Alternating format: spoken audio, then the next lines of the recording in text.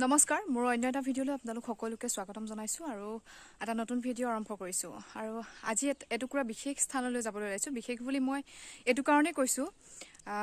সৰুপথাৰত এটা আমাৰ সাংস্কৃতিক কেন্দ্ৰ আছে যিটোৰ উদ্যোগত যিটোৰ সহযোগত এখনি কৰ্মশালা হৈছিল ভুৰতাল নৃত্য কৰ্মশালা আৰু এই কৰ্মশালাটোৰ আজি সামৰণি অনুষ্ঠান আৰু এই অনুষ্ঠানটোলৈ মোক এংকৰিং হিচাপে নিমন্ত্ৰণ কৰিছে